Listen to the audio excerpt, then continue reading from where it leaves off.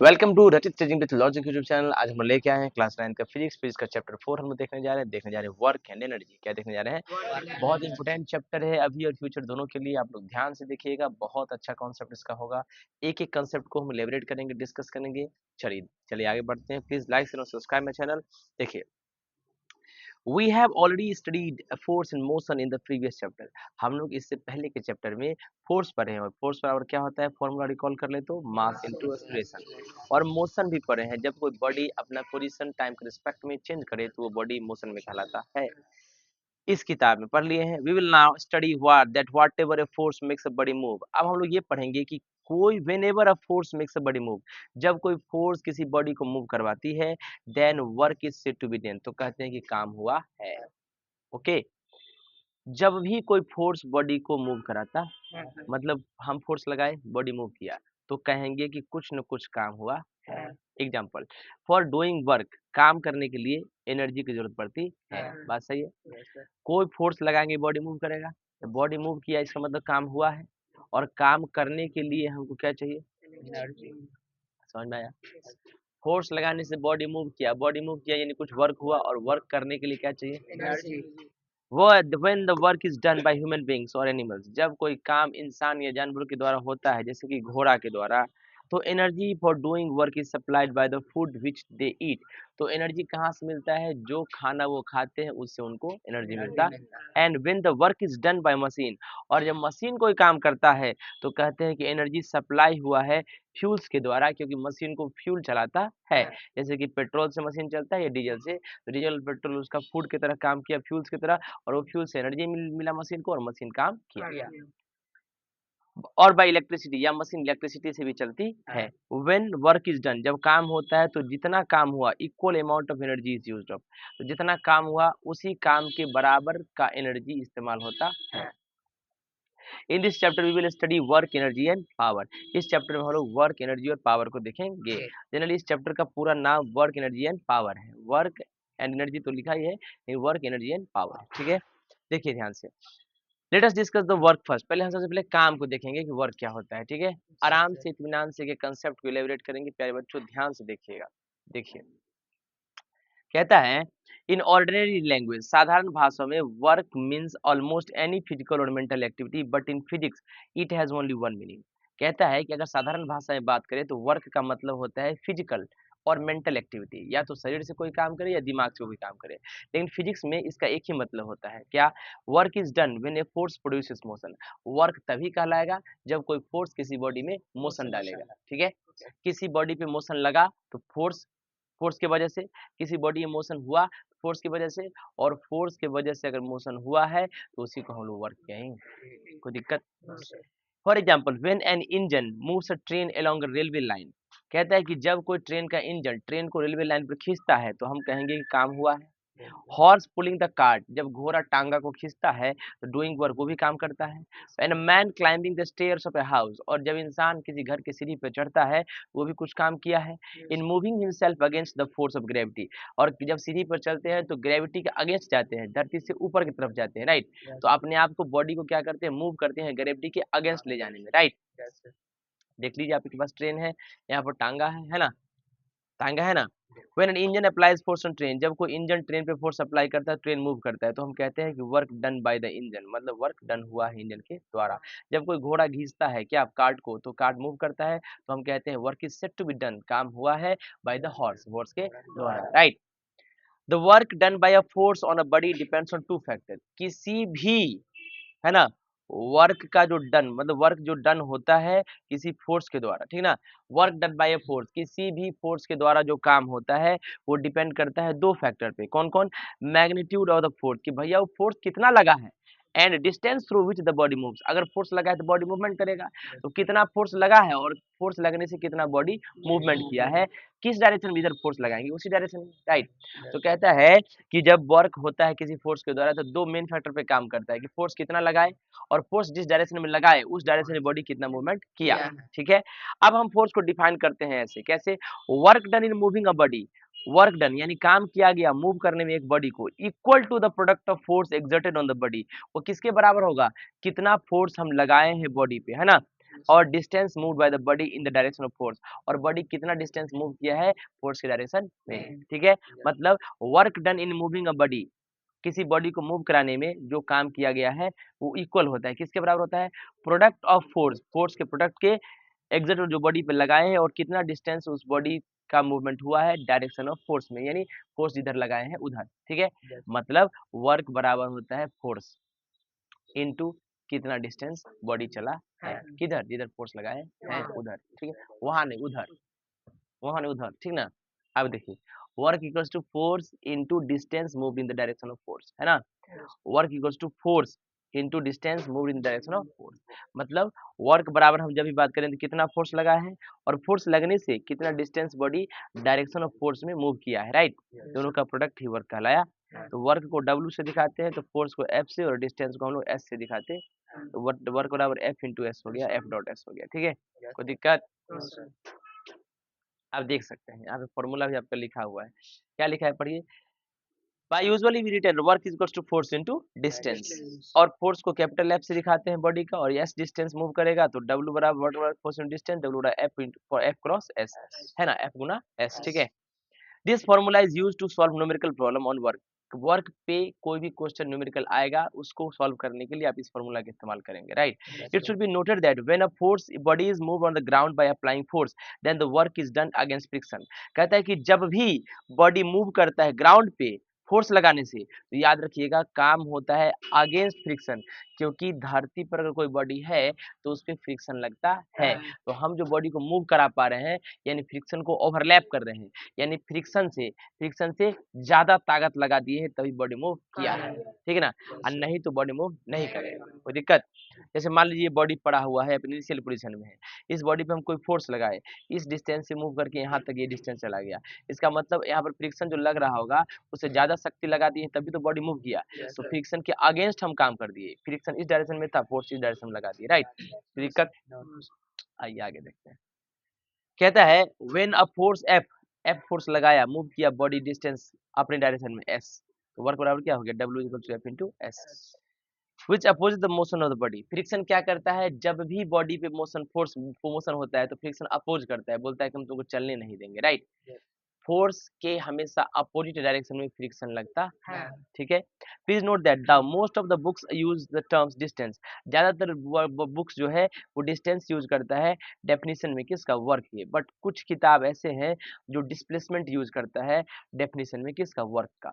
तो हम लोग इस डेफिनेशन को एक और तरीका से लिख सकते हैं, कैसे, work done in moving a body, move करने में वर्क डन बॉडी को इक्वल होता है प्रोडक्ट ऑफ फोर्स और displacement of the body in the direction of force. Distance की जगह क्या लिख दिए, डिस्प्लेसमेंट। अच्छा डिस्प्लेसमेंट और डिस्टेंस में क्या अंतर होता है आप जानते हैं, राइट।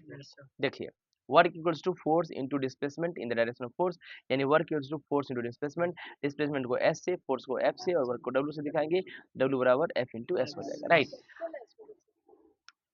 क्या स्मॉल s को डिस्प्लेसमेंट से दिखाया, डिस्टेंस से स्मॉल s को दिखाया था, डिस्प्लेसमेंट और डिस्टेंस दोनों लगभग सेम है, बस डिस्टेंस क्या है, अनइवन पाथ, मतलब जिगजैग मोशन होता है, जिगजैग पाथ पर देख सकते हैं किसी भी टेढ़ा मेढ़ा रास्ता पर डिस्टेंस हुआ और डायरेक्ट पाथ इनिशियल से फाइनल पर डिस्प्लेसमेंट हुआ, तो दोनों तो डिस्टेंस ही है काइंड का, उस डायरेक्शन फिक्स है एक का, ठीक है ना। इसका मतलब क्या है, दोनों को डिस्प्लेसमेंट हो या डिस्टेंस स्मॉल s से दिखाया जाता है, तब आप कैपिटल F से लिख सकते हैं, कोई दिक्कत नहीं, लेकिन दिखाने का ही तरीका है स्मॉल s, ठीक है। कहता है डिस्कशन में जो हम अभी डिस्कशन किए उसमें टर्म डिस्टेंस हो या डिस्प्लेसमेंट हो, है ना, दोनों का सेम मीनिंग है ना। अब हम लोग यूनिट देखते हैं वर्क का, कि वर्क को किस यूनिट में मेजर करते हैं, देखिएगा देखिएगा, unit of work, unit of work, देखिए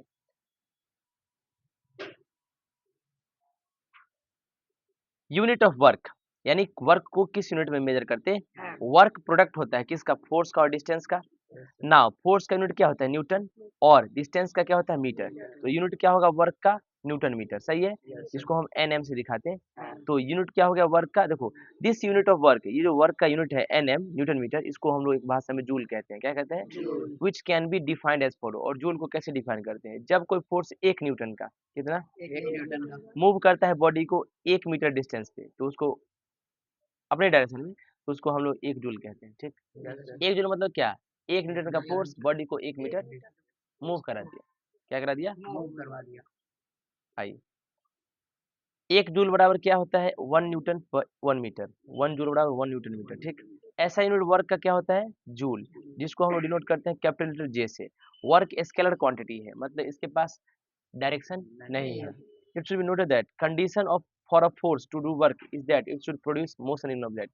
अगर किसी भी बॉडी पे फोर्स लगा है तो कंडीशन है कि वो बॉडी मूव करना चाहिए, ये कंडीशन है। वर्क लगा और बॉडी मूव नहीं किया तो दिक्कत है। तो अब देखिए समस्या कहाँ इजाद होता है, देखिएगा ध्यान से। कहता है that is it should make the object move through some distance, मतलब आप फोर्स लगाए हैं तो बॉडी को कुछ ना कुछ मूवमेंट होगा। If however the distance move to zero, अगर डिस्टेंस जीरो हो गया तो work done on object is always zero. अगर मूव ही नहीं करेगा तो वर्क डन क्या हो जाएगा? जीरो। अब बोले कैसे? रफ कॉपी दीजिए, पता चल जाएगा। देखिए मैंने कहा वर्क, और क्या होता है? एफ इंटू, सही है। हम बोले कि हम वर्क किए हैं तो फोर्स लगाए होंगे, लेकिन बॉडी मूवमेंट नहीं किया तो वर्क क्या हो जाएगा? समझ में आया? कोई दिक्कत? For example, a man get completely exhausted in trying to push a stationary wall। कहते हैं एक इंसान लगातार रुका हुआ दीवार को धकेल रहा है, धकेलते धकेलते धकेलते थक तो जाएगा। But since there is no displacement, लेकिन दीवार तो खिसका नहीं, the wall does not move, दीवार नहीं खिसका। The work done by the man on wall with zero, तो भाई जो इंसान वर्क किया दीवार पे वो तो जीरो हो गया। However, the work done on the body of the man himself is not zero। लेकिन भैया जो बॉडी उसका अपना बॉडी था, उस पे जो वो काम किया वो जीरो नहीं था। दीवार पे तो वर्क डन जीरो है, लेकिन उसका बॉडी का काम जीरो नहीं है। क्यों? क्योंकि तुम तो थकोगे गारंटी, यानी वर्क लगा है, वर्क हुआ है, यानी फोर्स लगा है, फोर्स गया कहाँ? आइए, this is because when the man pushes the wall, जब इंसान दीवार को धकेला, this muscles has stretch and blood is displaced to strain muscles more repeatedly. तो कहता है उसका मसल खिंचाव किया, उसका मसल खिंचाव, और उसके मसल के अंदर जो ब्लड था is displaced to the strained muscles more repeatedly. Muscle के अंदर ब्लड नहीं, मतलब वेन के अंदर जो ब्लड होता है वो ब्लड क्या करता है? तेजी से डिस्प्लेस हो गया, एक जगह से दूसरी जगह तेजी से जाने लगा, राइट। दीज चेंजेस, ये जो बदलाव हुआ, कंज्यूम एनर्जी, ये बदलाव एनर्जी खींच लिया और मैन टायर्ड फील किया, थका हुआ महसूस किया, right. Here is another example, एक और example है। A man standing still at a bus stop with a heavy suitcase in his hand may get tired soon, but he does not work in this situation। कहता है एक bus stop पे एक इंसान heavy suitcase लेके खड़ा हुआ है हाथ में, बस बहुत लेट से आई, इंसान थकेगा कि नहीं? लेकिन उसका मूवमेंट तो नहीं हुआ कुछ।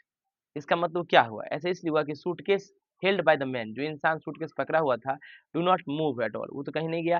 फ्रॉम दिस एवर डिस्कशन हम लोग कह सकते हैं it is not necessary that whenever a force is applied, ऐसा जरूरी नहीं कि जब भी फोर्स लगाएंगे तो ऑब्जेक्ट मूव करेगा, है ना? The work is done. कहता है कि whenever a force is applied to an object that work is done, तो वर्क तो लगेगा। Work is done only when a force is able to move the object. कहता है वर्क तभी done कहलाता है जब कोई फोर्स योग्य होता है बॉडी को मूवमेंट कराने में। If the object does not move on applying force, no work is done at all.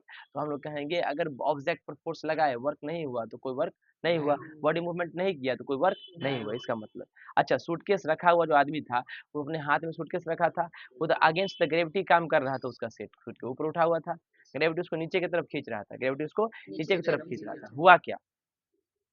हुआ क्या? हुआ ये कि आदमी को इधर थक गया। कैसे थक गया? उसका मसल से स्ट्रेन किया, मसल में क्या हुआ? स्ट्रेन हुआ, मसल खिंचाव किया, ब्लड फ्लो ऊपर नीचे हुआ, जिसकी वजह से उसका एनर्जी कंज्यूम हो गया, वो थक गया, समझ रहे हो ना? और क्या हुआ? जब ग्रेविटी का फोर्स ज्यादा हो जाएगा, हाथ का स्ट्रेंथ कमेगा तो ग्रेविटी नीचे खींच लेगा उसको, सूट के नीचे गिर जाएगा, right.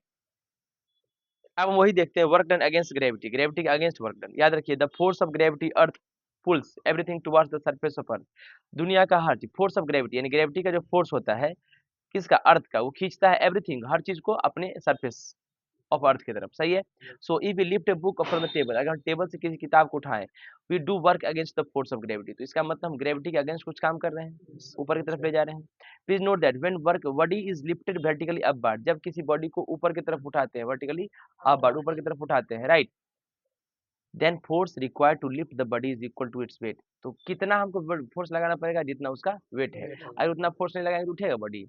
So whenever work is done against gravity, तो जब ग्रेविटी के अगेंस्ट काम करते हैं तो amount of work done is equal to the product of weights of the body and vertical distance through which the body is lifted. तो कहता है कितना अमाउंट वर्क डन का हुआ है वो इक्वल है product of weight, weight of product यानी बॉडी का जितना वजन होगा उसका गुना करेंगे और ऊपर की तरफ कितना डिस्टेंस गया उसका गुना करेंगे और दोनों का गुना कर देंगे, वही वर्क डन निकाल देगा अगेंस्ट द ग्रेविटी। ठीक है, एग्जाम्पल मान लीजिए कोई बॉडी है उसका मास m है, उसको उठाए ऊपर की तरफ, है ना, h डिस्टेंस पर, h हाइट पर। ठीक, इस केस में force required to lift the body, उस केस में फोर्स जो लगेगा वो कितना होगा, वो बराबर होगा उस बॉडी के मास और याद रखना g के बराबर, है ना, g क्या है, एक्सेलरेशन ड्यू टू ग्रेविटी को, है ना, equal to the weight of the body. Weight क्या होता है mg, वेट क्या होता है mg, mg के बराबर होगा। अब देखो work done in lifting a body, weight of the body, weight क्या होता है m इंटू जी, और वर्टिकल डिस्टेंस कितना चले थे h, डब्ल्यू वेट बराबर क्या हो गया, वर्क डन बराबर कितना हो गया, w बराबर mgh, है ना, w बराबर mgh, है ना।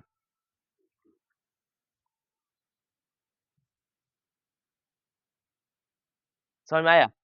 तो वर्क बराबर क्या हो गया, mgh, मास इनटू ग्रेविटी, मतलब एक्सेलरेशन ड्यू टू ग्रेविटी, और h ऊपर की तरफ हाइट। ठीक है, एग्जांपल देखिए, आप यहाँ बॉडी है, ये अर्थ है, राइट, ये अर्थ के अगेंस्ट ऊपर जा रहा है, राइट, कितना हाइट तक गया, h हाइट तक, कितना हाइट तक गया, हाइट तक। इस बॉडी का वेट, इस आदमी का वेट कितना है, m इंटू जी, तो h हाइट तक गया, तो m इंटू जी इंटू h, यही हो गया वर्क डन। कोई दिक्कत, कोई तकलीफ? तो वर्क डन बराबर क्या हो गया, mgh। इस फॉर्मूला का यूज हम लोग करेंगे कैलकुलेट करने के लिए work done in all those cases, हर वो केस में जब ऑब्जेक्ट को हम लोग लिफ्ट करेंगे ऊपर की तरफ ग्रेविटी के अगेंस्ट। ठीक ना, फिगर 5 शो करता है कि एक आदमी एम क्लाइंबिंग कर रहा है स्टेयर्स को, वर्टिकल हाइट पर क्लाइंब स्टेयर्स पे चढ़ रहा है एच हाइट पे। इस केस में वर्क डन जो मैन का था लिफ्टिंग, अपनी बॉडी को लिफ्ट करने में upward against the force of gravity, ऊपर की तरफ फोर्स ऑफ ग्रेविटी के अगेंस्ट mgh होगा, राइट, जहां जी एक्सेलरेशन ड्यू टू ग्रेविटी होता है। अब हम न्यूमेरिकल प्रॉब्लम सॉल्व करेंगे वर्क पर, कोई दिक्कत? आगे बढ़ते हैं, देखिएगा ध्यान से। Work done by force acting obliquely, अभी तो समझ में आया कि सर सीधे सीधे ऊपर जाएंगे, सीधे सीधे ऊपर जाएंगे, तो ये वर्क डन पता चल गया, W बराबर mgh। कोई दिक्कत, कोई तकलीफ? अच्छा, हमारे पास फोर्स बराबर मास इंटू एक्सलेशन भी है पहले से, है ना, और अगर कोई आदमी बॉडी वर्क किया है तो वर्क बराबर F गुना S भी है, यानी वर्क बराबर फोर्स इंटू डिस्टेंस भी है। कोई दिक्कत? सब पता चल गया, सीधा रेखा में पता चल गया, ऊपर गए तो पता चल गया। अगर कोई बॉडी तिरछा जाता हो तो, जैसे मान लीजिए इस बच्चा को आप देख रहे हैं, है ना, देखो ये बच्चा क्या करता है, बॉडी को तो ऊपर की तरफ तिरछा खींच रहा है, लेकिन कार तो धरती पे चल रहा है, तो बॉडी का फोर्स इस डायरेक्शन में लग रहा है, लेकिन कार चल रहा है रोड पे, उल्टा नहीं चल रहा है, तो तिरछा चल रहा है कि नहीं, तिरछा फोर्स लग रहा है और कार स्ट्रेट लाइन पे चल रहा है, ये कैसे हो रहा है देखिए।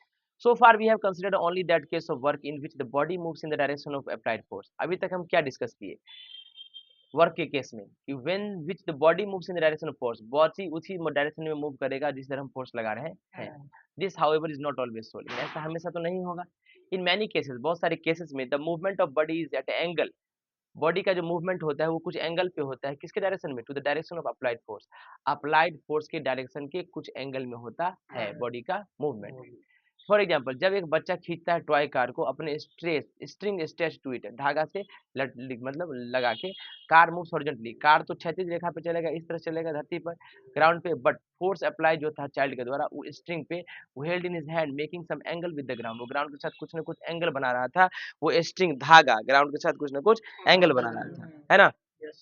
This is shown in figure 9 in which the toy car moves along the horizontal ground surface OX, जिसमें क्या हुआ, टॉय कार मूव किया हॉरिजॉन्टल ग्राउंड सरफेस OX पर, but the force is being applied along the string OA, लेकिन force जो applied हुआ OA string की, the direction of force making angle theta with the direction of motion, है ना। तो आप तुम देख सकते हो, ध्यान से देखो, कहता है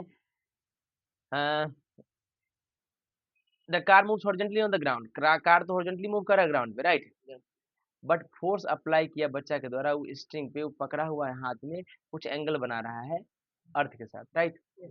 this shown in figure 9 which the toy car moves along horizontal ground, toy car देखो OX की तरफ जा रहा है, राइट, बट फोर्स जो है अप्लाई हो रहा है स्ट्रिंग में OA की तरफ, राइट, डायरेक्शन ऑफ फोर्स क्या है, थीटा एंगल पे है, फोर्स का डायरेक्शन कितना है अर्थ से, थीटा एंगल पे फोर्स ऑफ डायरेक्शन, राइट। ठीक है, अब देखिए जब चाइल्ड पुल किया टॉय कार को, तो टॉय कार मूव किया हॉरिजॉन्टल डायरेक्शन OX में, बट अप्लाई जो फोर्स हुआ स्ट्रिंग के ऊपर OA डायरेक्शन में, कितना एंगल पे, थीटा एंगल पे, थीटा एंगल पे डायरेक्शन ऑफ मोशन है, बात सही है, ठीक है। समझने में कोई दिक्कत है क्या, कोई तकलीफ? रियल लाइफ में भी ऐसे होता है। ये फोटोग्राफ शो करता है कि child pulling a toy car, बच्चा टॉय कार को खींच रहा है, राइट। स्ट्रिंग देखिए, स्ट्रिंग इस तरह से है ना, तिरछा है, ऑब्लिकली है। इस केस में कैसे वर्क डन निकालेंगे, ध्यान से देखिएगा। इस केस में वर्क डन कैसे निकालेंगे, देखिएगा। Please note that in such cases, ऐसे केसों में we can not use a formula. इस केस में W बराबर F इंटू एस यूज नहीं कर सकते कैलकुलेट करने के लिए work done, because distance move S is not exactly in the direction of force, क्योंकि इसमें डिस्टेंस उसी डायरेक्शन में नहीं है जिधर फोर्स लग रहा है, कुछ एंगल पे है ना। फोर्स का और डायरेक्शन ऑफ बॉडी का, direction of motion of body का सेम डायरेक्शन, फोर्स का डायरेक्शन अलग है, कितना एंगल पे है बॉडी के साथ, इधर बॉडी का मूवमेंट हो रहा है, राइट। देखिए, तो कहता है प्लीज नोट दैट, क्या कि ऐसे केस में जिसमें हमारा फोर्स का जो डायरेक्शन हो, बॉडी की डायरेक्शन जो है मोशन का, उससे कुछ ऑब्लिक डिस्टेंस पे हो, ऑब्लिकली कुछ एंगल बना रहा है, राइट। तो इस केस में हम एफ बराबर F into S formula, W बराबर F into S formula use नहीं करेंगे। इस केस में the whole of force F is not being used in pulling the car.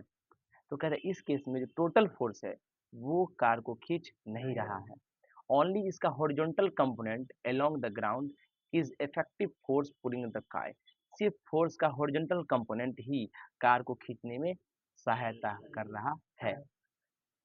अब हम डिराइव करेंगे एक formula for the work done with the body move at an angle. अब हम एक फॉर्मूला डिफाइन करेंगे जब कोई बॉडी मूव करता है थीटा एंगल पे, है ना, डायरेक्शन ऑफ फोर्स के, तो उसके लिए हम लोग फॉर्मूला डिफाइन करेंगे, ठीक। सबसे पहली बात है कि सर एक टर्म अभी आया था हॉरिजॉन्टल कंपोनेंट, कहा गया है कि टोटल फोर्स बॉडी को खींच नहीं रहा है, सिर्फ फोर्स का हॉरिजॉन्टल कंपोनेंट ही बॉडी को खींच रहा, ये क्या होता है, राइट।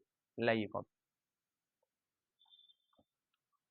देखिए ध्यान से, ये मोशन था बॉडी का, सही है, और फोर्स ऐसे लग रहा था, सही बात है, ठीक है, कोई दिक्कत। बॉडी मूवमेंट किधर कर रहा था, हॉरिजॉन्टल, सही बात है ना। देखिए ध्यान, अब मैंने कहा ये बॉडी है और ये मूवमेंट ऐसे हो रहा है, इस बॉडी का ये फोर्स जो है ना, ये फोर्स का ऊपर से एक डॉट लाइन नीचे गिरा दो, ठीक है, और एक डॉट लाइन ऐसे गिरा दो, ठीक है। ये फोर्स का ऊपर से नीचे स्लैश हुआ, मान लो कि ये फोर्स ऐसे था, अभी ऐसे है, ऐसे हो गया, ठीक, सही है। तुम देख रहे हो ये हॉरिजॉन्टल है, तो अभी वो बोला ना फोर्स का हॉरिजॉन्टल कंपोनेंट, यानी फोर्स को दो पार्ट में तोड़ दिए, एक हॉरिजॉन्टल कंपोनेंट के रूप में और एक वर्टिकल कंपोनेंट के रूप में। तो हॉरिजॉन्टल पाथ पे अगर चला बॉडी, तो इस फोर्स का तो एक ऐसा टुकड़ा जो हॉरिजॉन्टल हो, उसको हम लोग एफ एस कॉस थीटा कहते हैं, ठीक। और ये जो होता है वो एफ एस साइन थीटा होता है, वर्टिकल कंपोनेंट, इसीलिए ये जो है थीटा एंगल होता है ये, ठीक है, कोई दिक्कत। और ये क्या होता है, टोटल 90 डिग्री होगा, ये होगा 90 डिग्री माइनस थीटा, ठीक है। तो ये कंपोनेंट होता है हॉरिजॉन्टल, ये होता है वर्टिकल कंपोनेंट। तो अगर बॉडी हॉरिजॉन्टल पाथ पे चल रहा है तो इस फोर्स का हॉरिजॉन्टल कंपोनेंट ही वर्क डन कराएगा, W बराबर क्या हो जाएगा F इंटू एस। अगर वर्टिकल पाथ पे चल रहा है तो W बराबर एफ एस साइन थीटा होगा, ठीक है, कोई दिक्कत। समझ में आया फोर्स का हॉरिजॉन्टल कंपोनेंट, फोर्स का वर्टिकल कंपोनेंट समझ में आया। तो अभी जो हम बॉडी देख रहे हैं, फोर्स का हॉरिजॉन्टल कंपोनेंट ही बॉडी को मूव करा रहा है इसका, जो क्या होगा एफ एस कॉस थीटा। बोले हमको विश्वास नहीं है, यहाँ लिखा है, ठीक है, लेकिन पहले हम लोग देख लेते हैं, ठीक है, देख सकते। Formula for work done when a body moves at an angle to the direction of force, कहता है अब वर्क डन का फॉर्मूला निकालिए जब कोई बॉडी मूव करेगा एंगल पर फोर्स के डायरेक्शन में। सपोज एक body lying at point O, point O पे बॉडी है, ठीक है, इस पॉइंट पे बॉडी को रखा गया है, right, this pulled bye a man, एक आदमी उसको खींच रहा है इधर इस डायरेक्शन में, right. Now though the body is moving on horizontal floor, लेकिन बॉडी हॉरिजॉन्टल फ्लोर पे मूव करेगा एंड रीचेज पॉइंट एक्स, और एक्स पॉइंट पे पहुंचेगा body, right. After covering a distance small S, यहाँ से यहाँ तक डिस्टेंस कितना कवर करेगा body S, but the force is being applied in the direction of O A, लेकिन फोर्स किधर अप्लाई हो रहा है, ओ ए डायरेक्शन में, making an angle theta, force का डायरेक्शन थीटा एंगल है हॉरिजॉन्टल कंपोनेंट से, राइट, विद हॉरिजॉन्टल पाथ से, ठीक है, with the direction of motion of the body. Please note that in this case all the force F, इस case में जो force F खींच रहा है इस बॉडी को, इसका इस्तेमाल नहीं हो रहा है बॉडी को हॉरिजॉन्टल पाथ पर चलाने के लिए, राइट। ओनली हॉरिजॉन्टल कंपोनेंट, इस फोर्स का हॉरिजॉन्टल टुकड़ा ही इफेक्टिव है, यानी प्रभावित है पुल करने के लिए बॉडी को ग्राउंड पे, राइट। तो work done in pulling the body will be equal to the product of horizontal component. तो वर्क डन बॉडी को खींचने वो क्या होगा, इक्वल होगा प्रोडक्ट किसके, गुना हॉरिजॉन्टल कंपोनेंट फोर्स का और डिस्टेंस जो है बॉडी का मूव किया उसका, ठीक है, दोनों का गुना, हॉरिजॉन्टल कंपोनेंट का और डिस्टेंस का, हॉरिजॉन्टल कंपोनेंट का और डिस्टेंस, ठीक है ना, कोई दिक्कत, हॉरिजॉन्टल कंपोनेंट और डिस्टेंस का, ठीक है। हॉरिजॉन्टल कंपोनेंट क्या होता है, फोर्स का एफ कॉस थीटा, और इसका गुना करते हैं किससे, एस से, यही हो जाएगा F S cos theta. W बराबर, देखो हॉरिजॉन्टल कंपोनेंट क्या था, एफ कॉस थीटा, इसको गुना कर दिया डिस्टेंस से, फॉर्मूला क्या हो गया, एफ एस कॉस थीटा, ये F cos theta into S, ठीक है।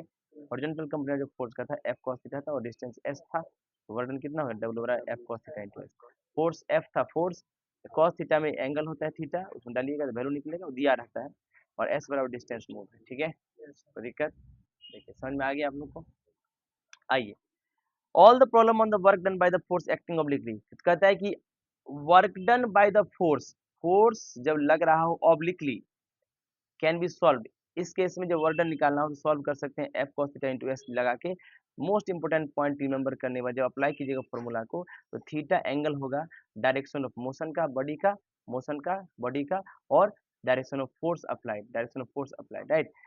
कहता है the calculation of work done when the body moves at an angle to the direction of applied force will be becomes clear from the following example, इससे पता चल जाएगा। मान लीजिए देखिए एक टॉय कार है, एक चाइल्ड है जो खींच रहा है टॉय कार को, डिस्टेंस 10 मीटर गया, ठीक है, और न्यूटन कितना न्यूटन फोर्स लगा, 5 न्यूटन, और कितना डिग्री का एंगल 60, तो देखो W F plus cos theta, F कितना लगा 5 न्यूटन, 5 न्यूटन, थीटा कितना है 60, तो थीटा का 60 डाल देंगे, और डिस्टेंस कितना क्या 10, एफ की जगह 5, कॉस थीटा, थीटा किसी थी कॉस 60 इंटू 10, कॉस 60 का वैल्यू होता है 1/2 यानी 0.5, ठीक है, इसके वैल्यू दिया रहेगा, ठीक है, आंसर निकाले 25, कोई दिक्कत, अब समस्या आ गया, नया प्रश्न क्या कहता है, work done when the force act right angle to the direction of motion, motion इधर हो रहा है बॉडी का, फोर्स लग रहा है इधर राइट एंगल पे, अब क्या होगा, समझ में आया, देखिए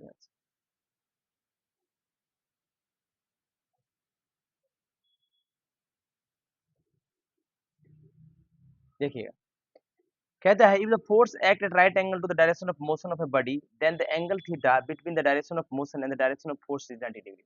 कहता है कि अगर फोर्स एक्ट करता है राइट एंगल पे, फोर्स किधर लग रहा है right angle to the direction of motion of body, body motion कर रहा है इस डायरेक्शन में और फोर्स लग रहा है उसके राइट एंगल पर, यानी पक्का पक्की 90 डिग्री पर, राइट।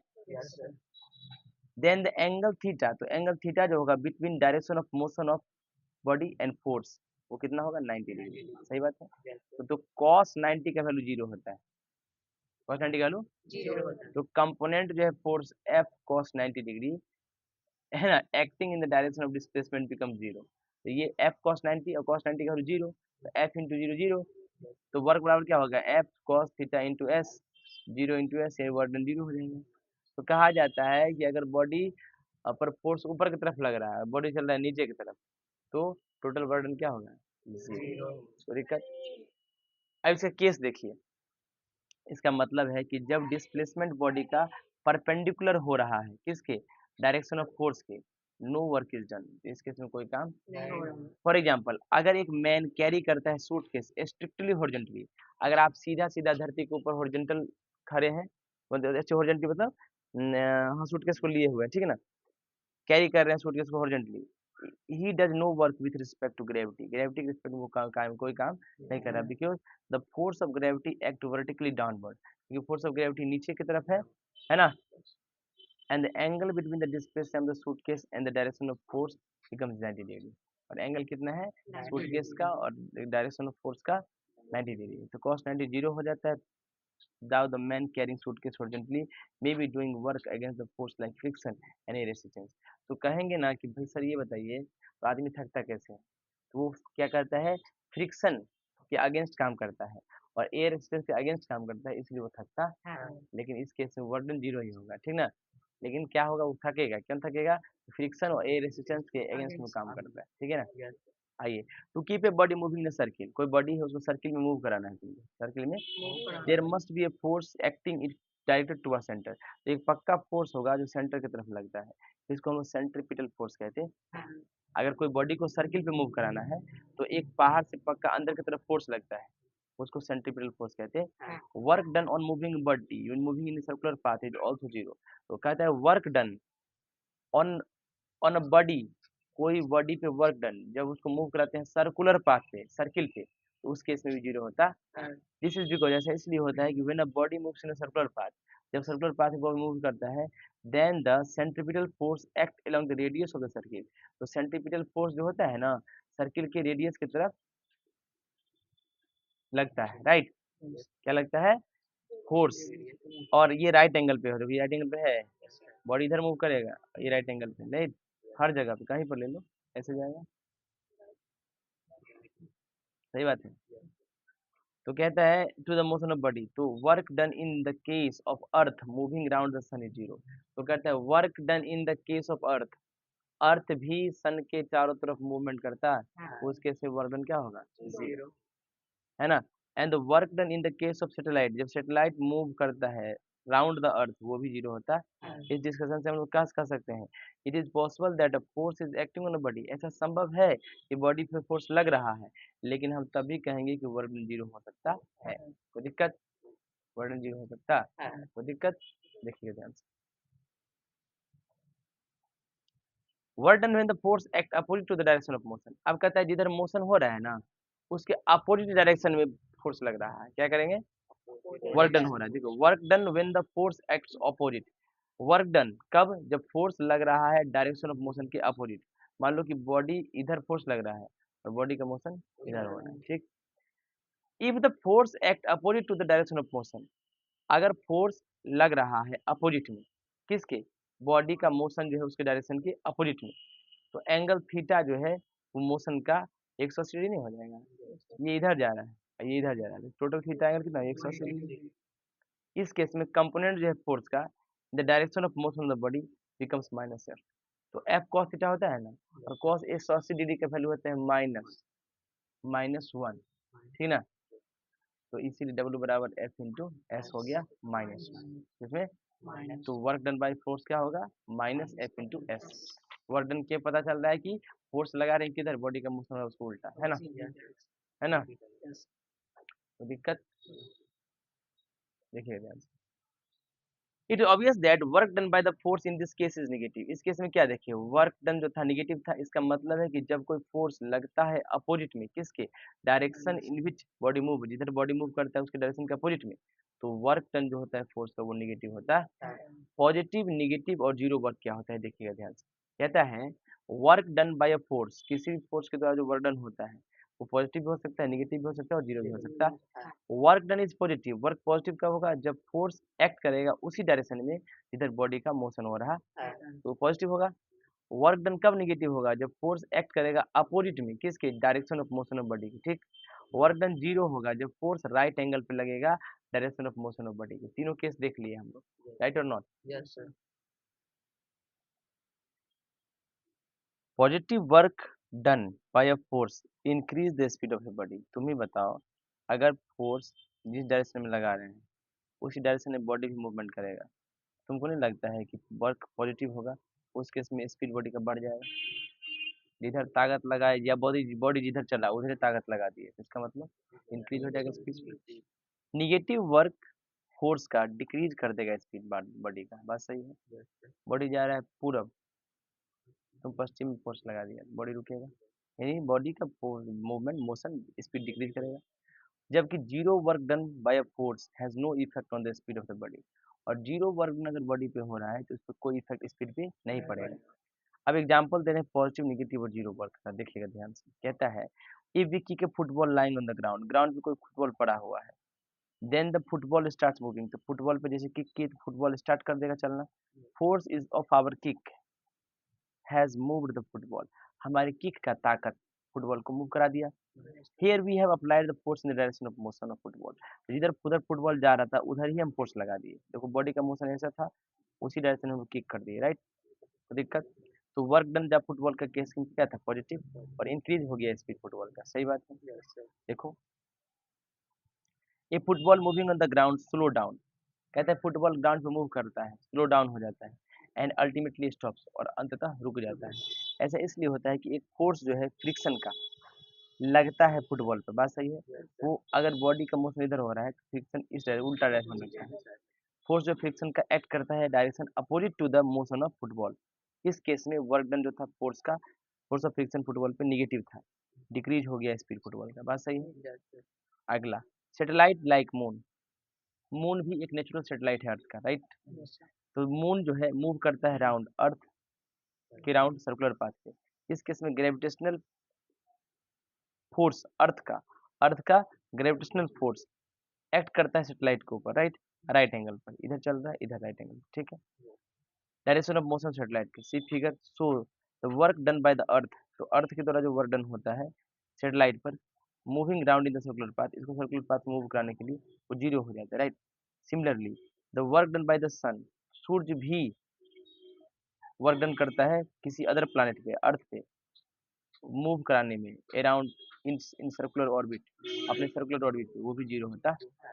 तो या तो अर्थ के चारों तरफ घूमता है मून, तो वर्क डन क्या होगा, जीरो, क्योंकि सर्कुलर ऑर्बिट पर घुमाने के लिए वर्क डन अर्थ के द्वारा क्या होता है, जीरो, राइट एंगल पे लगता है उसके मोशन के। और या फिर सूर्य जब दूसरे प्लैनेट पे लगाता है तो भी वर्क डन जीरो, ठीक है, कोई दिक्कत। तो पॉजिटिव, नेगेटिव और जीरो वर्क डन देख लिए।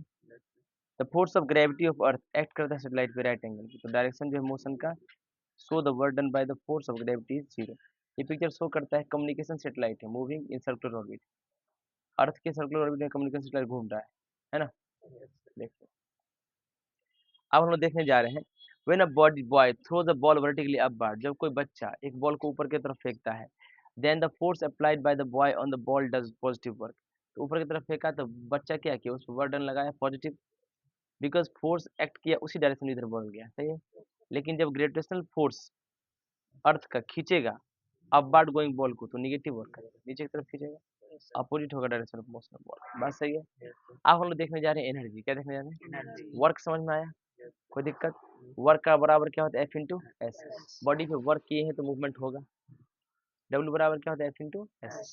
फोर्स लगा है, वर्डन होगा तो बॉडी कुछ ना कुछ मूवमेंट करेगा, तो बॉडी का वर्डन क्या होगा, एफ इंटू एस। अगर ऑब्लिकली होगा तो एफ एस कॉस थीटा, ठीक है, समझ में आ गया। एनर्जी, अगर एक पर्सन बहुत ज्यादा काम करता है, if a person can do a lot of work we say that he has a lot of energy और ही इज वेरी एनर्जेटिक। अगर कोई काम ज्यादा आदमी करता है, कोई आदमी काम ज्यादा करता है तो हमको कहते हैं उसके पास बहुत एनर्जी है, यानी वो एनर्जेटिक पर्सन है, बात सही है। इन फिजिक्स, फिजिक्स में भी also anything which is able to do work, कुछ भी जो जिसमें योग्यता है काम करने का, is said to be possess energy, तो हम कहेंगे उसके अंदर एनर्जी, ठीक है। तो energy is ability to do work, energy क्या होता है, काम करने का क्षमता। Energy is what, energy is the ability to do work, काम करने की क्षमता को एनर्जी कहते हैं, ऊर्जा कहते हैं। Let us take one example to understand it more clear, चलिए समझते हैं और अच्छे से। To cut a log of wood, लकड़ी का गट्ठर काटने में छोटे छोटे पीस में, we have to raise the axe vertically above the log of wood and some work has to be done in raising the axe. कहता है लकड़ी के गट्ठर को काटने हम लोग कुल्हाड़ी को ऊपर सीधा ऊपर वर्टिकली ऊपर ले जाते हैं, और इसका मतलब ऊपर से नीचे तरफ लाते हैं, है ना। तो ऊपर ले जाने में पक्का कुछ ना कुछ काम किए होंगे, वही काम एनर्जी के रूप में स्टोर हो गया कुल्हाड़ी के अंदर, और जैसे वो लकड़ी पर आ वो एनर्जी लकड़ी के अंदर ट्रांसफर हुआ और लकड़ी, समझ में आया। If the axe is now allowed to fall on the wood, अब कुल्हाड़ी को गिरने दो उस पे, it can do a work in cutting the wood, वो काम करेगा लकड़ी को काटने में।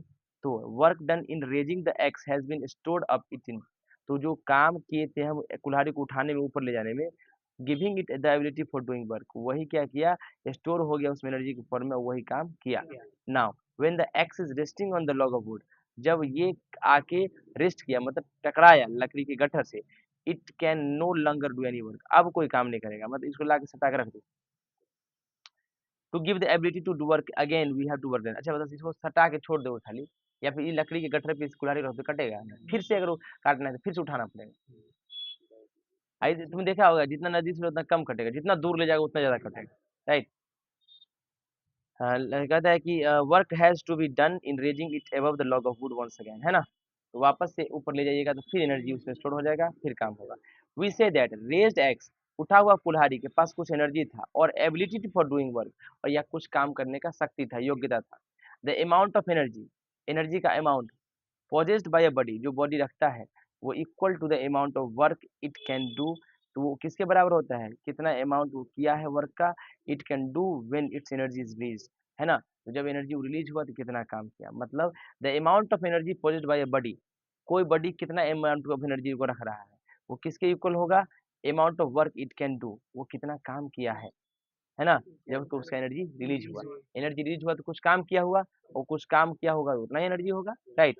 It should be noted that whenever work is done, जब भी काम होता है तो एनर्जी उतना कंज्यूम होता है। A body having energy can do work as follow, अगर कोई बॉडी के पास एनर्जी है तो वो काम करेगा कैसे, a body which produce energy can exert a force of another object, कहता है एक बॉडी जिसके पास एनर्जी है तो वो दूसरे बॉडी पर लगाएगा फोर्स, राइट। इस प्रोसेस में कुछ एनर्जी जो था बॉडी का, some of the energy of the body transfer हो जाता है दूसरे ऑब्जेक्ट में, right, by gaining energy, energy प्राप्त करके, और द ऑब्जेक्ट मूव, दूसरा ऑब्जेक्ट मूव करता है। कौन कौन नहीं समझा बताओ वापस से। मैंने कहा कोई बॉडी के पास एनर्जी है तो वो एनर्जी क्या करता है, दूसरा चीज से जब टकराता है तो उसको एनर्जी ट्रांसफर कर देता है, जिसके वजह से वो दूसरा बॉडी को मूव करता है। And when the object move, और जब ऑब्जेक्ट मूव करता है तो हम कहते हैं कि काम हुआ। Energy is a scalar quantity, energy scalar quantity है, इसके पास डायरेक्शन नहीं होता है, इसके पास सिर्फ मैग्नीट्यूड है, कोई डायरेक्शन। यूनिट क्या होता है एनर्जी का, यूनिट जो है एनर्जी का, the unit of work and energy are the same, जो यूनिट वर्क का होता है वही एनर्जी का भी होता है। वर्क का यूनिट क्या था, जूल, वही एनर्जी का भी होता है, ऐसा unit of energy is joule, जिसको हम कैपिटल लेटर्स जे से दिखाते हैं।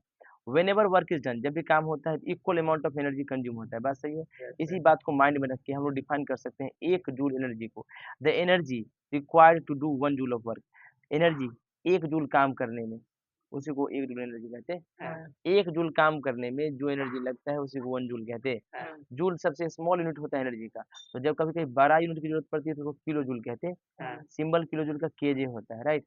1 किलो जूल बराबर 1000 जूल होता है, 1 केजे बराबर 1000 जूल, राइट। यूनिट जो होता है एनर्जी का जूल होता है, इसको नामकरण किया गया है जूल को, एक ब्रिटिश फिजिसिस्ट था जेम्स प्रिस्कॉट जूल, उन्हीं के नाम पर, राइट। तो दिक्कत यही है, जेम्स प्रिस्कॉट जूल साइंटिस्ट, जिनके नाम पर एनर्जी जो था जूल का नाम किया गया है, ठीक है। अब अलग अलग फॉर्म ऑफ एनर्जी हम देखने जा रहे हैं। कहते हैं energy exist in many form, energy बहुत सारे फॉर्म में होता है। मेन फॉर्म जो एनर्जी का है वो पहला है काइनेटिक एनर्जी, दूसरा है पोटेंशियल एनर्जी, तीसरा है केमिकल एनर्जी, कौन है केमिकल एनर्जी, चौथा है हीट एनर्जी, पांचवा है light energy, sound energy, electrical energy, nuclear energy, ठीक है। कोई दिक्कत, कौन कौन एनर्जी था, kinetic, potential, chemical, heat, light, sound energy, electrical energy, nuclear energy. इस क्लास में हम लोग डिस्कस करेंगे सिर्फ काइनेटिक एनर्जी को और पोटेंशियल एनर्जी को डिटेल में। काइनेटिक एनर्जी और पोटेंशियल एनर्जी टेकन टुगेदर, इन दोनों को जो मिक्स करोगे यानी kinetic energy plus potential energy दोनों को मिक्स करोगे, इसी को हम लोग मैकेनिकल एनर्जी भी कहते हैं, दोनों का मिक्सचर ही मैकेनिकल एनर्जी होता है। हम कह सकते हैं अभी जो पढ़ेंगे उसमें टोटल एनर्जी मैकेनिकल एनर्जी के बराबर होता है, राइट। काइनेटिक मतलब होता है मोशन, क्या होता है मोशन, याद रखना। काइनेटिक एनर्जी का मतलब दुनिया का हर वो चीज जो मोशन रखता हो या मोशन करता हो उसके अंदर काइनेटिक एनर्जी होगा। कोई भी चीज को चला दिए, है ना, देखिए इस पेंसिल को चला दिए, इसके अंदर काइनेटिक एनर्जी है। इस बुक को मूव करा दिए, काइनेटिक एनर्जी होगी, राइट। अपने हाथ को मूव करा दिए, क्या होगा, काइनेटिक एनर्जी, राइट। देखिए ध्यान से, a moving cricket ball can do work in pushing back the stumps, बात सही है। कहते हैं एक क्रिकेट बॉल स्पीड में आया और स्टम्प्स को पीछे कर दिया, right. Moving water can do work in turbine, turning a turbine for generating electricity, कहता है कि स्पीड से आता हुआ पानी टरबाइन को घुमाता है इलेक्ट्रिसिटी जनरेट करने के लिए। मूविंग विंड, बहती हुई हवा भी टर्न करता है ब्लेड, विंड मिल का बड़ा बड़ा पवन चक्की होता है, उसका चक्का को घुमाता है हवा। तो moving body is capable of doing work, इसका मतलब कोई भी बॉडी जो मूव करता है उसके अंदर ताकत होता है काम करने का, तो पक्का उसके पास एनर्जी भी तो होगा। तो energy of a body due to its motion, तो किसी भी बॉडी का एनर्जी किसके वजह से, मोशन की वजह से, उसी को काइनेटिक एनर्जी कहते हैं। तो हम बोले ना दुनिया का हर चीज जिसके अंदर मोशन हो एनर्जी कौन होगा, kinetic energy. Mechanical energy refers to the total potential energy and kinetic energy, अभी बताए थे मैकेनिकल एनर्जी क्या होता है, काइनेटिक एनर्जी पोटेंशियल एनर्जी का सम होता है बाय अ मूविंग ऑब्जेक्ट, जो मूविंग ऑब्जेक्ट रखता है, combination of horse, this combination of horse and jockey, jockey मतलब जो घोड़ा का दौड़ाता है, right, have a lot of mechanical energy which is enabling them to jump the fence. अच्छा बॉडी सीधा चलता है ना, सीधा चलता है तो इसके पास काइनेटिक एनर्जी है मोशन की वजह से, और इसके पोटेंशियल एनर्जी भी है, दोनों मिलके मैकेनिकल एनर्जी में कन्वर्ट है, ठीक है ना। तो दिक्कत देखते हैं, moving cricket ball possesses kinetic energy, moving cricket ball के पास क्या होता है, काइनेटिक एनर्जी। ये रनर के पास भी काइनेटिक एनर्जी, ये रनिंग मोटरसाइकिल के पास भी क्या है, कोई दिक्कत। देखिए ध्यान से, moving hammer drives a nail into wood because of his kinetic energy and moving bullet can penetrate even steel plate due to its kinetic energy, कहता है चलता हुआ हथौड़ा एक कांटी को लकड़ी के अंदर मतलब घुसा देता है, राइट, काइनेटिक एनर्जी की वजह से, है ना। स्पीड में आता हुआ बुलेट यानी गोली भी स्टील प्लेट के अंदर घुस जाता है काइनेटिक एनर्जी की वजह से, which it has on account of its high speed, जो इसके हाई स्पीड की वजह से होता है। In fact every object around us, हमारे आसपास जितना भी ऑब्जेक्ट होता है, which is moving moving possesses kinetic energy, जो वो चल रहा है उसके पास क्या होगा, काइनेटिक एनर्जी होगा। देखिए ध्यान से, कहते हैं in other words every object around us, हमारे आसपास जितने भी ऑब्जेक्ट हैं, which has स्पीड, जिसके पास स्पीड है, पक्का उसके पास क्या होगा, एग्जाम्पल एक रनर के पास काइनेटिक एनर्जी होगा, एक रनिंग मोटरसाइकिल के पास भी काइनेटिक एनर्जी होगा, एक रनिंग कार के पास भी, एक गिरता हुआ पत्थर के पास भी, और arrow flying through the air, हवा में जो कोई तीर चलता है उसके पास भी, जब कोई बॉडी मूव करता है ब्रॉट टू रेस्ट और रेस्ट में आ जाता है, रुक जाता है, अपोजिंग फोर्स उस पे लगता होगा, इसका मतलब तो काइनेटिक एनर्जी लॉस हो जाता है। बात सही है। Being used up to do work is overcoming the resistance in opposing force, वो कहाँ यूज हो जाता है, ओवरकम करने में, रेसिस्टेंस के, अपोजिंग फोर्स के रेसिस्टेंस को ओवरकम करने में वो काइनेटिक एनर्जी लॉस हो जाता है। हम ड्राइव करते हैं फार्मूला काइनेटिक एनर्जी को कैलकुलेट करने के लिए। फार्मूला फॉर काइनेटिक एनर्जी देखिएगा, काइनेटिक एनर्जी मूविंग बॉडी का मेजर्ड होता है amount of work it can do before coming to rest. Kinetic energy क्या मतलब मेजर करता है, काइनेटिक एनर्जी मेजर करता है कि कोई बॉडी मूव कर रहा है ना, तो वो कितना काम किया रेस्ट में आने से पहले। मान लीजिए एक बॉडी है, उसका मास m है, मूव करता है स्मॉल v वेलोसिटी से पोजीशन a से, चलिए इंटर किया एक मीडियम m में, एयर में, तो अपोज हुआ मोशन का, जो हवा में जाएगा तो अपोज होगा मोशन का, एयर रेजिस्टेंस की वजह से बॉडी का कांस्टेंट फोर्स F लगा इस पे, रिजल्ट के रूप में अपोजिंग फोर्स है वो, बॉडी कॉन्स्टेंटली रिटार्डेड, रिटार्डेड मतलब उसका धीरे धीरे स्पीड कमेगा, दैट इज वेलोसिटी डिक्रीज करेगा, है ना, और अंत में रेस्ट में आ जाएगा पोजीशन बी पे। कोई बॉडी था m, दूसरा बॉडी के अंदर मीडियम में गया, m मीडियम में, वेलोसिटी v था, a पोजीशन में था, b पोजीशन में जाकर रेस्ट में आ गया, राइट। पहला देखो इन गोइंग थ्रू, देखो इसमें क्या, आफ्टर ट्रेवलिंग डिस्टेंस, तो फाइनल वेलोसिटी क्या हो गया इसका, कैपिटल v हो गया मान लेते हैं। In going through the distance s against the opposing force f, opposing force f लग रहा है हवा के, s डिस्टेंस तक जाने में, राइट। कुछ वर्क हुआ होगा, ये वर्क को हम लोग कह सकते हैं work f into s, right. Body b पर गया, इन रेस्ट में आ गया, इसके पास कोई मोशन नहीं है, काइनेटिक एनर्जी इसके पास नहीं है, इसका मतलब है काइनेटिक एनर्जी बॉडी का यूज हो गया काम करने में, सो वर्क W करने में, राइट। तो काइनेटिक एनर्जी था मस्ट का, kinetic energy must be equal to work, ये W के बराबर काइनेटिक एनर्जी होगा, कितना काम किया वर्क डन है, काइनेटिक एनर्जी W है, काइनेटिक एनर्जी क्या होता है F into S, तो V इसका, अच्छा एक पर, अगर बॉडी इनिशियल वेलोसिटी V है, फाइनल वेलोसिटी कैपिटल V है, तो एक्सप्रेशन A है, ट्रेवल की s डिस्टेंस, तो according to third law of motion v square u square plus 2s, v square capital V है, फाइनल है, इनिशियल वेलोसिटी u मानते हैं लेकिन यहाँ स्मॉल v है, v इसका use 2s plus v square बराबर v square small v square plus 2s होगा। इस फॉर्मूला में ये फॉर्मूला होना चाहिए था ना, इसके जगह ये यूज हुआ, क्योंकि भाई इनिशियल वेलोसिटी इसमें u है, इसमें स्मॉल v है, it should not make any, इसमें कोई अंतर नहीं, सब कुछ कैलकुलेट किया, कैलकुलेट करोगे तो काइनेटिक एनर्जी का फॉर्मूला आ गया half m v square, half m v कैसे कैलकुलेट हुआ देखो, फाइनल वेलोसिटी जीरो हो जाएगा, स्टॉप हो गया तो इनिशियल तो v रहेगा, इधर आएगा v स्क्वायर 2s, इक्वेशन 2 ले लिया, f बराबर क्या होता है मास इनटू यस, एक्सप्रेशन निकाल दिया, ठीक है, इसको पुट कर दिया इक्वेशन 2 में, राइट। v स्क्वायर क्या हो गया 2fs, s कैलकुलेट किया हाफ एम वी स्क्वायर आ गया, तो काइनेटिक एनर्जी का फॉर्मूला क्या होता है half m v square, m mass और v velocity of the body, कोई दिक्कत। सम इम्पोर्टेंट कंक्लूजन, क्या कंक्लूजन है, कहता है we have just seen kinetic energy था बॉडी m मास का बॉडी था और v वेलोसिटी से चलता था, तो काइनेटिक एनर्जी क्या था हाफ एम वी स्क्वायर। ये फॉर्मूला काइनेटिक एनर्जी था बॉडी का, वो डायरेक्टली प्रोपोर्शनल होता है मास ऑफ बॉडी के, मतलब kinetic energy directly proportional to mass होता है क्योंकि ऊपर है, ठीक है, और kinetic energy directly proportional to the square of the distance भी था, velocity square of the velocity भी था, क्योंकि वेलोसिटी ऊपर है, हाफ एम वी स्क्वायर लिख सकते हैं एम वी स्क्वायर बाई 2, तो मास बढ़ेगा तो भी काइनेटिक एनर्जी बढ़ेगा, और वेलोसिटी का स्क्वायर ही तब भी बढ़ेगा kinetic energy, square of the speed of the body. Kinetic energy जो था बॉडी का वो डायरेक्टली प्रोपोर्शनल होता है मास के, देयरफॉर अगर मास जो है बॉडी का डबल करोगे तो काइनेटिक एनर्जी भी डबल हो जाएगा, और अगर मास बॉडी का आधा करोगे तो काइनेटिक एनर्जी भी आधा हो जाएगा। एग्जाम्पल लाइए, कॉपी लाइए, पता चलता, एक कलम भी दे दीजिए।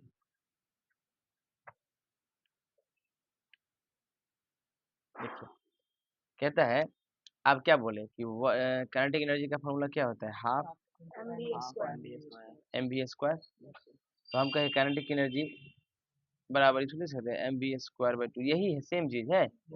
तो काइनेटिक एनर्जी जो है डायरेक्टली प्रोपोर्शनल होता है मास के, और काइनेटिक एनर्जी डायरेक्टली प्रोपोर्शनल होता है वेलोसिटी स्क्वायर। तो अगर मास बढ़ाएंगे दुगुना, तो देखो काइनेटिक एनर्जी कितना हो जाएगा, m की जगह 2m हो जाएगा, m की जगह 2m कर दो, तो ये mv²/2 हो जाएगा है। ये तो पहले से था, काइनेटिक एनर्जी ये मान लो 2 है, ये हो गया पहले वाला 2 इंटू काइनेटिक एनर्जी 1। तो अभी जो काइनेटिक एनर्जी है पहले वाले का दुगुना नहीं होगी, तो मास दुगुना किए तो काइनेटिक एनर्जी दुगुना होगी। आधा करेंगे तो काइनेटिक एनर्जी दिक्कत, तो आधा में क्या करेंगे m/2 डाल देंगे, समझ में आया, m/2 डाल देंगे। आइए, काइनेटिक एनर्जी अगर दुगुना है, मास दुगुना है तो काइनेटिक एनर्जी भी दुगुना होगा, अब मास आधा है तो काइनेटिक एनर्जी भी आधा होगा, प्रोवाइडेड इसका वेलोसिटी हमेशा सेम रहना चाहिए। वेलोसिटी में कुछ किए थे नहीं। Again since the kinetic energy है बॉडी का डायरेक्टली प्रोपोर्शनल होता है स्क्वायर ऑफ द वेलोसिटी के, तो अभी देखिए क्या है, काइनेटिक एनर्जी क्या है, वेलोसिटी के स्क्वायर के बराबर। तो अगर वेलोसिटी बॉडी का डबल करोगे तो काइनेटिक एनर्जी 4 गुना हो जाएगा, अगर वेलोसिटी बॉडी का आधा करोगे तो काइनेटिक एनर्जी 1/4 हो जाएगा।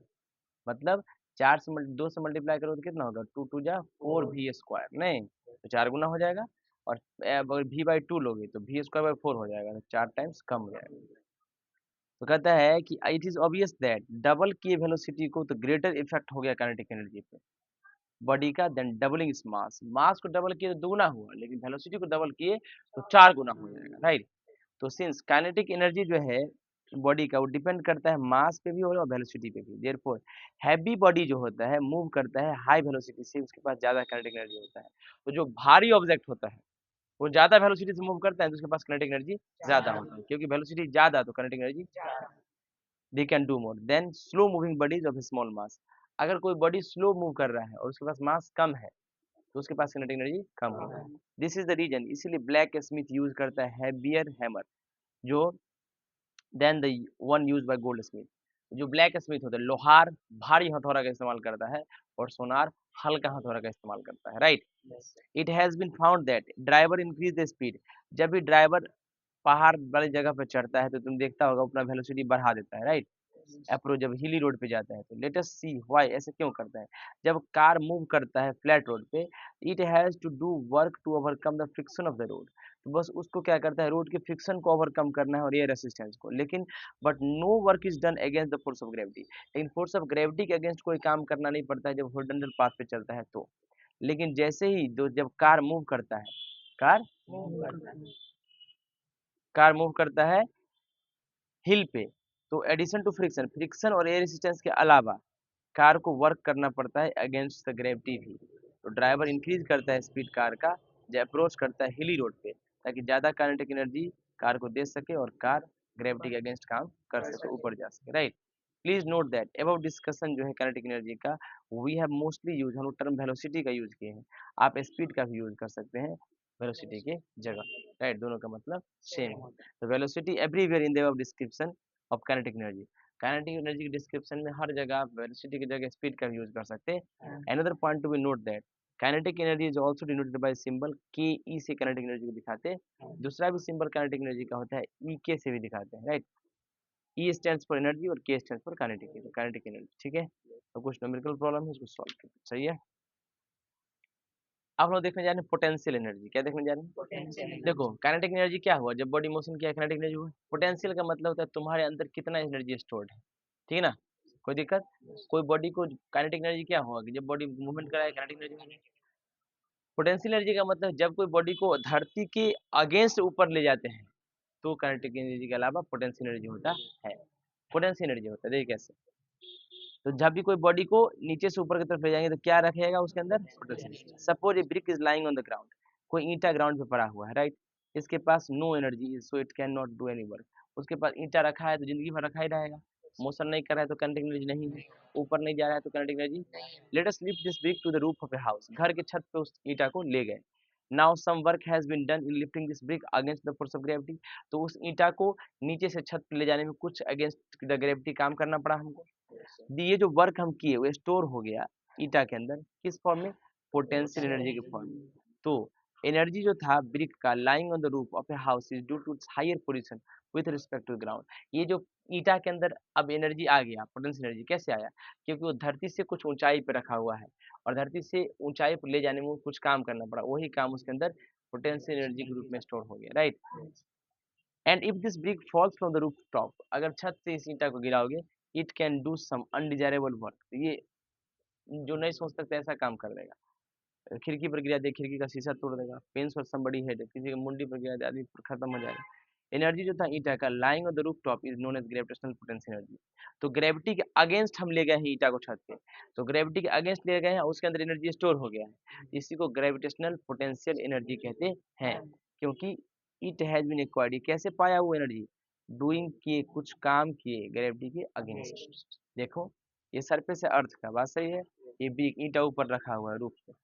Brick lying on the roof of a house has potential energy, इसके अंदर क्या है? पोटेंशियल एनर्जी है due to higher position above the surface of earth, surface of earth के हायर पोजीशन पर होने की वजह से। ऐसे एक्चुअली ग्रेविटेशनल पोटेंशियल एनर्जी होता है। This car has been raised into the air for repairs by the hydraulic jack, hydraulic jack से ऊपर उठाया गया है इसको, राइट, ताकि रिपेयरिंग कर सके। ये जो ऊंचा उठा हुआ कार है, पोटेंशियल एनर्जी है, अगर मान लो हाइड्रोलिक जैक तुरंत हट जाएगा, टूट जाएगा, तुरंत ये कार गिरेगा। Since this car is stationary, ये कार रुका हुआ, मूव नहीं कर रहा है, जिसके पास कोई काइनेटिक एनर्जी, लेकिन ऊपर उठाने में इसके पास क्या होगा? पोटेंशियल एनर्जी, है ना। Another type of potential energy is elastic potential energy. एक और पोटेंशियल एनर्जी होता है, उसका नाम है इलास्टिक पोटेंशियल एनर्जी।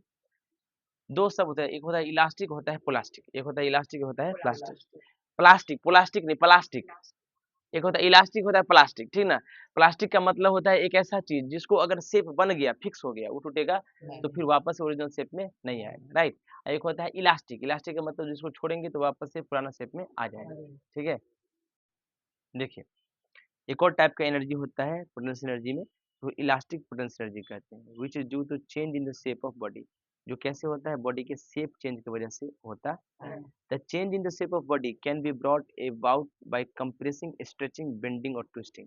कहता है कोई बॉडी का शेप चेंज होता है, कैसे? या तो आप कंप्रेस करते हैं, दबाते हैं, स्ट्रेच करते हैं, बेंड करते हैं या ट्विस्ट करते हैं, मरोड़ते हैं, झुकाते हैं, स्ट्रेच करते हैं, खींचते हैं, दबाते हैं, right. Some work has to be done to change the shape of body, ये चारों चीज करने में आपने कुछ काम किया है टेम्पोरली, है ना, कुछ देर के लिए। This work gets stored in the deformed body, ये जो वर्क था ये बॉडी का शेप चेंज करने में स्टोर हो गया, किसके फॉर्म में? इलास्टिक पोटेंशियल एनर्जी के फॉर्म में, right. When this deformed body, जब ये डिफॉर्म्ड बॉडी को छोड़े, ये आ गया अपने ओरिजिनल शेप और साइज में, potential energy is given out in the other form, और पोटेंशियल एनर्जी निकल गया दूसरे फॉर्म में, जो सीधा करने में। नहीं समझे क्या?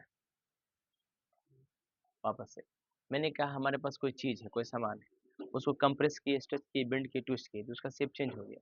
जैसे ही उसको छोड़े तो वापस ओरिजिनल शेप में आ गया, तो जो उसके अंदर एनर्जी कुछ स्टोर था, वापस से वो एनर्जी निकल गया होगा, वो ओरिजिनल शेप में आ गया होगा, राइट।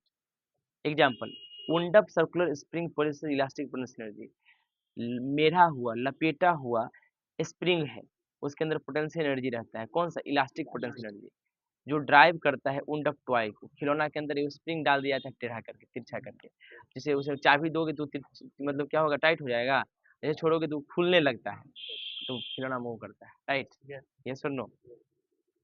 उसमें कौन सा एनर्जी होता है? Elastic potential. फिर वापस से चाबी दोगे तो फिर स्प्रिंग टाइट होगा, फिर छोड़ोगे तो फिर पोटेंशियल एनर्जी उसका लूज होगा। समझ में आ रहा है? देखिए ध्यान से देखिएगा, कहता है फिगर 31 है, इसमें ए देखिए, नॉर्मल शेप है स्प्रिंग का, ये है टॉय के अंदर, शो करता है नॉर्मल शेप जो है सर्कुलर स्प्रिंग का, जो कि used in winding toys, toys मतलब खिलौनों को वाइंडिंग करने में और मेरने में होता है। When we wind up the spring of toy car, जब टॉय कार में जो स्प्रिंग इसको वाइंड अप करते हैं, मरोड़ते हैं, बाय यूजिंग वाइंडिंग की चाबी से, the some work is done by us, हमारे द्वारा कुछ काम किया जाता है, जिसके वजह से spring gets coiled, spring coiled हो जाता है, मतलब मोर टाइटन और टाइट हो जाता है, राइट। फिगर 30 बी की जगह, है ना। देखो ऐसे नॉर्मल था, वाइंड किए ऐसा हो गया, अनवाइंड किए ऐसा हो गया, right. The work done in winding the spring, तो इस स्प्रिंग को वाइंडिंग करने में स्टोर हो गया कुछ काम टाइटली क्वाइल्ड के अंदर, स्प्रिंग के अंदर, और इसको वुंड अप स्प्रिंग कहेंगे, right. In the form of elastic potential energy. इसमें कौन सा एनर्जी है? Elastic potential energy. When the wound up spring is slowly release, जब इसको छोड़ेंगे इसका पोटेंशियल एनर्जी ग्रेजुअली कन्वर्टेड, इसका पोटेंशियल एनर्जी मोशन में आने लगेगा, ये वो काइनेटिक एनर्जी में कन्वर्ट होने लगे, which turns the wheels of the toy car, जो टॉय कार के चक्का को चलाता और मेक इट्स रन, और उसको दौड़ाता। तो वुंड अप स्प्रिंग, मेरा हुआ स्प्रिंग, मेरा मतलब लपेटा हुआ स्प्रिंग, डू वर्क, काम करता है, in returning to its original shape, अपने ओरिजिनल शेप में आने के लिए, ड्यूरिंग अनवाइंडिंग, जब वो खुलता है तब। The potential energy of wound up spring is not due to its position above the ground, ये जो पोटेंशियल एनर्जी है ये नहीं कि ग्राउंड से ऊपर ले गए हैं तब हुआ है, ऐसा नहीं है, है ना। It is due to the change in the shape, ये शेप में चेंज होने की वजह से हुआ है, इसलिए इसको इलास्टिक पोटेंशियल एनर्जी कहते हैं, है ना। एक और एग्जांपल लेते हैं, देखिएगा। When we do work in stretching the rubber string of catapult, गुलेल का रबर स्ट्रिंग जो होता है, रबर होता है, इसको खींचते हैं, राइट। तो वर्क डन करते हैं हम, उसको स्टोर हो जाता है वो स्ट्रेच करने में, खींचने में, स्ट्रिंग को किसके फॉर्म में? इलास्टिक पोटेंशियल एनर्जी के फॉर्म में। द स्ट्रेच स्ट्रिंग, ये जो खींचा हुआ धागा है कैटापुल्ट, गुलेल का, गुलेत का, possesses पोटेंशियल एनर्जी, इसके अंदर पोटेंशियल एनर्जी रखता है ये, due to change in the shape, क्योंकि इसका शेप चेंज हो गया, खिंचाव होने से शेप चेंज हो गया, बिकॉज दे बिकम लॉन्ग, लंबा हो जाता है, पतला हो जाता है, बात सही है कि नहीं। This energy of the stretched string of catapult can be used to throw away a piece of stone, ये जो एनर्जी था इलास्टिक पोटेंशियल एनर्जी, वो क्या है, किस चीज में इस्तेमाल करता है? किसी भी पत्थर को दूर तक फेंकने में, राइट, हाई स्पीड से। वी कैन नाउ, हम कह सकते हैं, एनर्जी ऑफ ए बॉडी, किसी बॉडी का energy due to its position, उसके पोजीशन या चेंज इन शेप, शेप में बदलाव की वजह से, उसको हम लोग पोटेंशियल एनर्जी कहते हैं। पोजीशन में ऊपर नीचे जा सकता है और शेप में बदलने की वजह से, देखिए जान ही रहे हो। एक्चुअली एनर्जी जो होता है बॉडी का due to position ever the ground is called gravitational potential energy. तो किसी बॉडी के अंदर ग्राउंड से ऊपर जाने में कौन सी एनर्जी होता है? Gravitational potential energy. और एनर्जी बॉडी का चेंज में किसके? शेप की वजह से और साइज की वजह से इलास्टिक पोटेंशियल एनर्जी कहलाता है, ठीक है। Elastic potential energy is associated with state of compression और एक्सटेंशन। इलास्टिक पोटेंशियल एनर्जी किसके साथ एसोसिएट होता है? कंप्रेशन और एक्सटेंशन ऑफ ऑब्जेक्ट का। कब से? जब ये दबाते हैं ऑब्जेक्ट को, स्प्रिंग को दबाओगे तो स्प्रिंग का शेप चेंज, फिर छोड़ोगे नॉर्मल बन जाएगा। दबाते हो तो इलास्टिक पोटेंशियल एनर्जी स्टोर हो गया, खींचते हैं तब भी इलास्टिक पोटेंशियल एनर्जी स्टोर हो गया, right. For example the energy possessed by compressed spring, जब स्प्रिंग को दबाते हैं या एक्सटेंड खींचते हैं, स्ट्रेच स्प्रिंग, वो इलास्टिक पोटेंशियल एनर्जी होता है। Gravitational potential energy as well as elastic potential energy, दोनों को कॉमनली फॉर्म में हम कह सकते हैं जस्ट पोटेंशियल एनर्जी कहते हैं। तो पोटेंशियल एनर्जी के दो फॉर्म देखे, अगर धरती से ऊपर नीचे ले गए तो ग्रेविटेशनल पोटेंशियल एनर्जी, और शेप और साइज की वजह से इलास्टिक पोटेंशियल एनर्जी बॉडी में होता है। कोई दिक्कत? खिलौना का कॉन्सेप्ट समझ में आ गया? चल, water in a tank on the roof of A building produces potential energy. अब बताओ, किसी भी बिल्डिंग के ऊपर टैंक होता है, तो टैंक जो ऊपर उठा हुआ है उसके अंदर कौन सा ना होगा? Gravitational potential energy. Potential energy रखता है वो ड्यू टू पोजीशन, हाइट की वजह से ग्राउंड के ऊपर। स्ट्रेच्ड रबर बैंड, लेकिन रबर बैंड जो खिंचा हुआ रहता है या कंप्रेस्ड रहता है, gas cylinder, compressed gas, gas के अंदर जो गैस को दबा के रखते हैं गैस सिलेंडर के अंदर, वो भी पोटेंशियल एनर्जी रखता है। But this is due to their change in the shape of configuration, वो अपना गैस का शेप चेंज करके हम उसमें दबा दिए, right. A ceiling fan which has been switched off, जब स्विच ऑफ रहता है, water in the reservoir of dam, बांध के अंदर जो पानी रुका हुआ रहता है, spring expanded beyond its normal shape के अलावा जब स्प्रिंग को खींच के रखते हैं, rubber band lying on table पे रखा हुआ है, stretched rubber band lying on the ground, ground पे खींच के रबर बैंड को रखे हैं, सब के अंदर पोटेंशियल एनर्जी होता है। बेंट बॉ, है ना, मुड़ा हुआ धनुष के पास ही पोटेंशियल एनर्जी रहता है। Potential energy stored in the bent बॉ, मुड़ा हुआ धनुष में भी पोटेंशियल एनर्जी रहता है due to change in shape, क्योंकि उसका शेप बदला हुआ रहता है, right. In is used to form the kinetic energy, उसका यूज हम लोग काइनेटिक एनर्जी को फॉर्म करने में करते हैं, एरो को थ्रो करने में, राइट। ये ऑब्वियस है दैट अ बॉडी में पोजेस एनर्जी, एक बॉडी के पास एनर्जी हो सकता है even when it is not in motion, जब मोशन में हो चाहे ना हो, and this energy is called potential energy, और इसी एनर्जी को हम लोग पोटेंशियल एनर्जी कहते हैं। कोई दिक्कत?